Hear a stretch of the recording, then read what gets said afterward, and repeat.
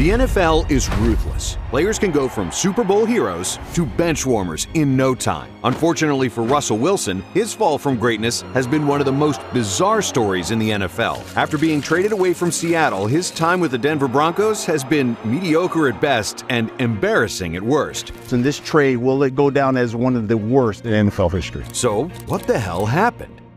Before the highs and lows of his NFL career, Wilson's story started back in Richmond, Virginia. Wilson grew up as a multi-sport athlete, but it was on the gridiron where he became a Virginia sports legend. As the quarterback for collegiate high school, he totaled 8,062 yards from scrimmage and 107 total touchdowns in his last 2 years, not to mention being named All-State and winning 3 state championships. But despite his accomplishments, Wilson was only rated a 2-star recruit because he was viewed as too small to be successful at the next level. Some college coaches even asked him to switch positions to defensive back. His only D1 offers came from NC State and Duke. He eventually settled on NC State because they believed in his ability to play quarterback. Wilson won the starting job as a redshirt freshman, but it wasn't until his sophomore season that he introduced himself to the national football audience by throwing 325 straight pass attempts without an interception, an NCAA record. His 31 touchdowns and 3,027 yards certainly helped too. In his final season with the Wolfpack, Wilson threw for 3,563 yards and 28 touchdowns. He led the ACC in yards per game and led NC State to a 9-4 record. But again, Russ's unreal production was met with more doubters. Wilson still had a year of college eligibility, but the MLB's Colorado Rockies also drafted him in the 2010 draft. He initially elected to join the Rockies for spring training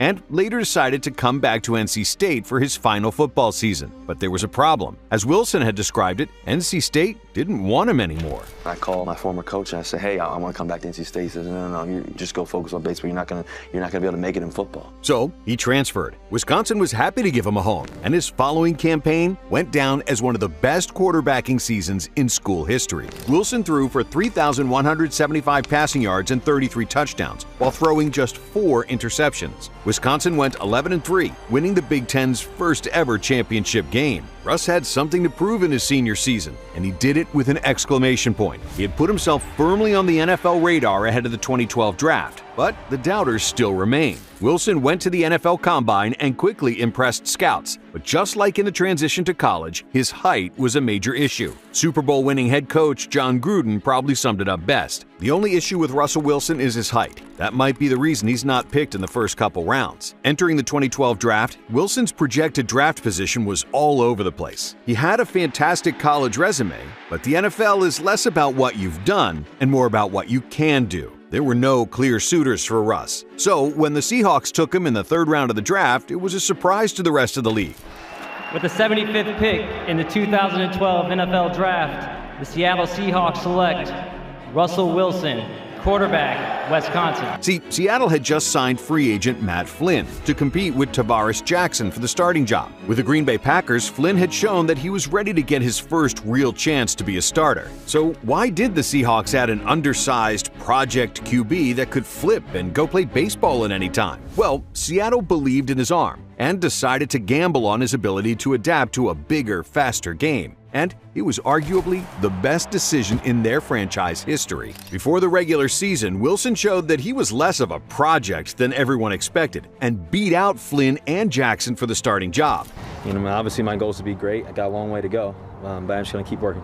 A new era was officially underway for the Seahawks. Almost immediately, all of the concerns about Wilson's size were silenced. Russ had one of the best rookie seasons we've ever seen from a quarterback, with 3,118 yards, 26 touchdowns, and just 10 interceptions. Wilson made the Pro Bowl, but more importantly, helped Seattle win 11 games and get back to the playoffs. While the Seahawks fell just short in the divisional round against the Atlanta Falcons, there was an excitement in Seattle because they found their QB of the future. But it was just a taste of what was to come. Right before I got back to the tunnel, walking off the field, I got so excited for the next opportunity next year, of looking forward to what we have in the future. We have a great football team. The Seahawks in 2013 were an absolute wagon. The team was employing Richard Sherman, Cam Chancellor, and the Legion of Boom at the height of their powers, and had Marshawn Lynch trucking defenders on offense. Add in Russell Wilson with a year of experience, and you have a team ready to take over the league. The second-year QB threw for more yards, fewer interceptions, and his 8.2 yards per attempt was top 5 in the league. Seattle opened their 2013 campaign with an incredible 11-1 record, and Wilson was surgical with 22 touchdowns and 6 interceptions over that span. In the Seahawks' entire franchise history, they'd never had a start like that. The Hawks were pretty much unbeatable at home. Wilson's first home loss of his entire career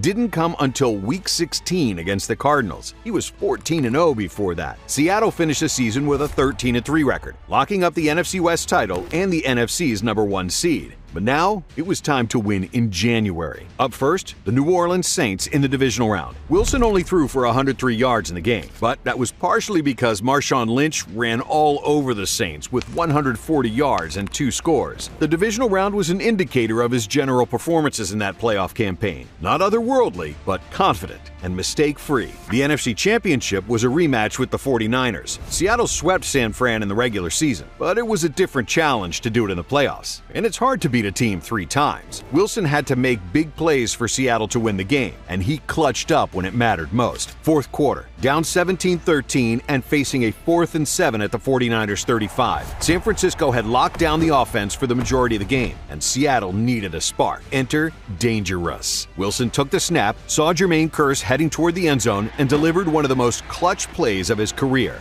So the pass caught for the touchdown. Seattle never looked back after that. The Seahawks were on to the Super Bowl for just the 2nd time in franchise history. And to say that Seattle and Wilson were ready for Super Bowl 48 is the understatement of the century. Hey, at the beginning of the year, I asked your boys, why not us? We're here for a reason.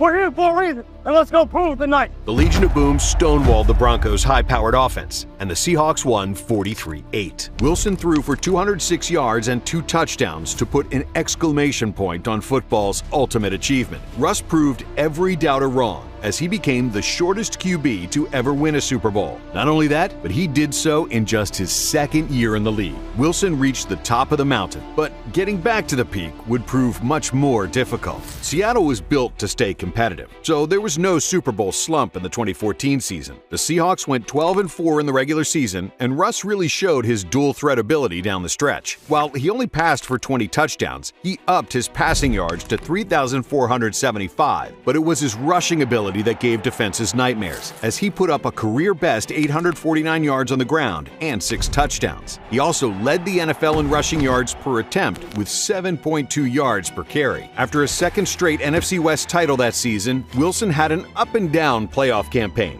After 268 passing yards and 3 touchdowns in the divisional round, Wilson threw 4 interceptions in a tight 28-22 win over the Packers in the NFC Championship. The following Super Bowl against the New England Patriots was the stuff of legend. Seattle had a 10-point lead late in the game. But of course, Tom Brady put together a legendary comeback. So the game, the spotlight, the pressure was on Wilson. He needed to put together a game-winning drive. With 2 completions over 30 yards, Seattle quickly entered the red zone with plenty of time. Facing 2nd and goal from the 1, the Hawks only needed 3 feet, with one of the league's best power backs in the backfield. Instead, they chose to throw, a choice that still haunts Seahawks fans. Wilson threw a quick pass that was intercepted by Malcolm Butler to secure the win for the Patriots. Even a decade later, Richard Sherman's face tells the whole story. Instead of the extremely rare feat of back-to-back Super Bowl wins, the Seahawks were left with devastation. That day was a turning point for Wilson and the Seahawks. They were still good, but the locker room was never really the same.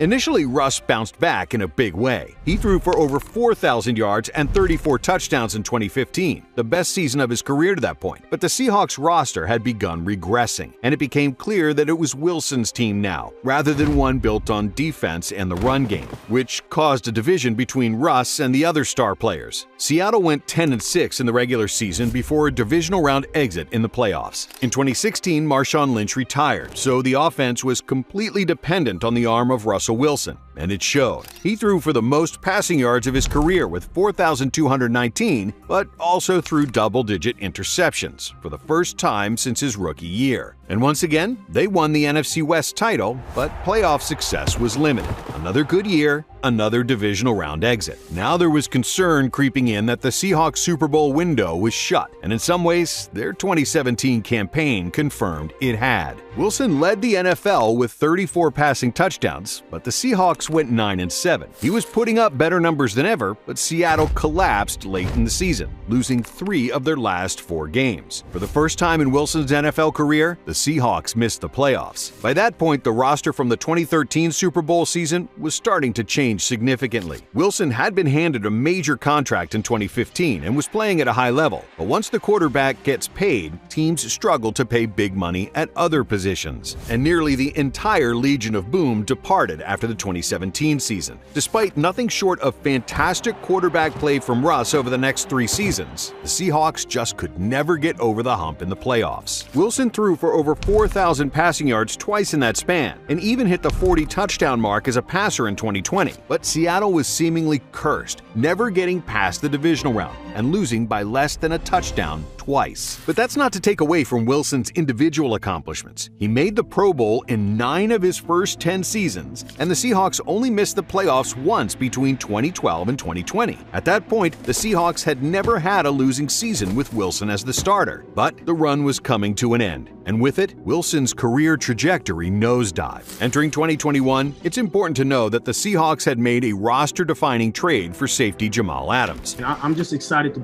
be here. I'm here to help, and I can't wait to get out there in front of the 12s. They gave up 2 first-round picks and then some, meaning they had little draft capital to enhance the depth of their team. Let's just say that came back to bite them, as 15 different players spent time on the injured reserve. Even with those issues, Wilson played relatively well. He threw for 3,113 yards, 25 touchdowns, and only 6 interceptions. But Seattle struggled to win games, going 6-8 in the 14 appearances Wilson made. They would finish 7-10 on the season, missed the playoffs, and were in desperate need of team rebuilding resources. Then, Seattle's front office saw an opportunity. Wilson had continued to play well, but was approaching 34 and was on a huge contract. In other words, Russ could be dealt so that the Seahawks could rebuild. As it turns out, the Denver Broncos were willing to pay a hefty price. Russell Wilson is headed to the Denver Broncos. Denver handed Seattle 2 first-round picks, 2 second-round picks, and 3 players for Wilson and a 4th-rounder. The Seahawks had officially pulled the curtain on the Wilson era, cashing out in a big way.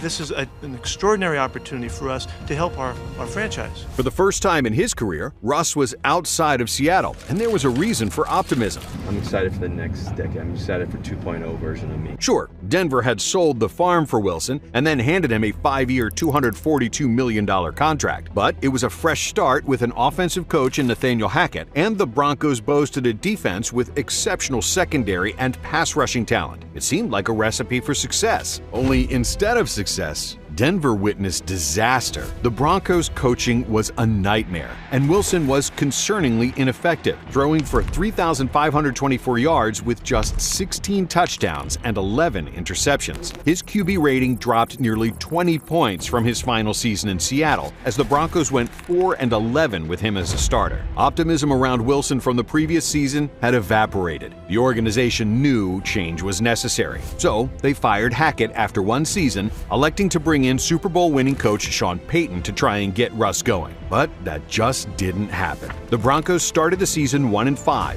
and seemed like an even bigger critical failure. But Russ heated up, winning 5 straight games with 8 touchdowns and 0 interceptions over that stretch. The problem was that it couldn't last. Over Wilson's next 4 starts, Denver went 1-3, and he turned the ball over 7 times. Even with the 2 losses late in the season, the Broncos weren't eliminated from playoff contention, but they still benched their $242 million QB anyways. Why? Because they signed a bad deal. Wilson's contract featured a $37 million injury guarantee for 2024. Denver tried to renegotiate mid-season due to Russ's underwhelming performances, but he didn't budge. They told me that if I didn't change my contract, that I'd be benched for the rest of the year. I mean, no one gives up a salary like that. So Sean Payton and the Broncos sat him just to have the flexibility to get rid of him in the 2024 offseason. 2 years prior, Denver was happy to pay an arm and a leg for Wilson. Now, they're figuring out how they can mitigate the financial damage. Cutting Wilson means that the Broncos will potentially have $84 million in dead cap. $84 million paid to a player that won't be part of the organization.